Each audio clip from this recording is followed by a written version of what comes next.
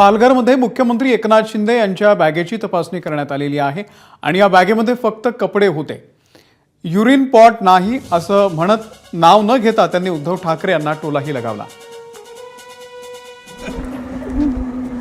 ते दाखव बाबा सर. हां बॅगा चेक होत आहेत. बॅगा चेक होत आहेत. एक पाण्याच्या बाटल्या आहेत. बोईसर हॅलो पालघर हेळ. हां पोलीस परेड मैदान. कपडे आहेत बाकी काय नाही. आणि युरिन पॉट पण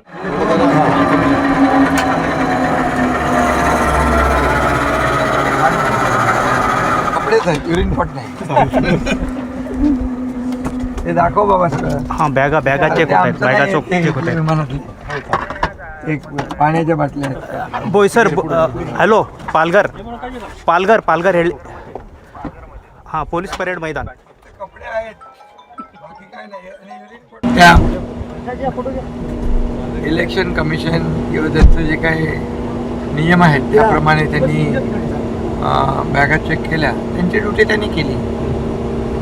आणि माझ्या बॅगेत काय पैसे बिसे नाही आहेत, कपडे आहेत, त्यांनी चेक केले.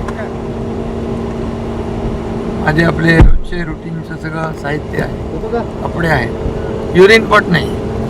उद्धव ठाकरेंची बॅग तपासल्यानंतर त्यांनी थेट आरोप केला होता की आता सगळ्यांच्या अमित शहांसह सगळ्यांच्या बॅगा तपासा. डर नाही, त्याला डर कशाला पाहिजे.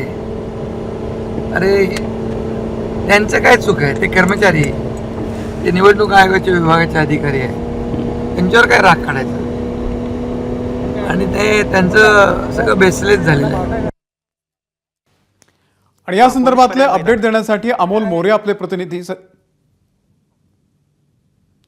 संतोष पाटील आपले प्रतिनिधी सध्या आपल्या सोबत आहेत. संतोष, मुख्यमंत्र्यांची सुद्धा या ठिकाणी बॅगची तपासणी झालेली आहे आणि नाव न घेता त्यांनी उद्धव ठाकरे यांना टोलाही लगावलेला आहे.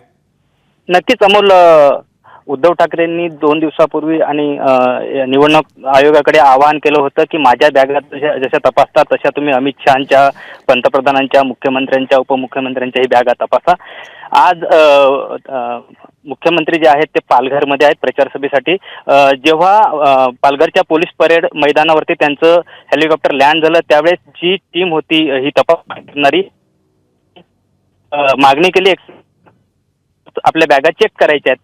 त्यावेळेस एकनाथ शिंदेंनी आहेत त्या चेक करण्या आणि त्यावेळेस टोला सुद्धा लगावला की ह्यामध्ये फक्त पाण्याच्या बाटल्या आहेत आणि कपडे आहेत, युरिन पॉट नाही आहेत.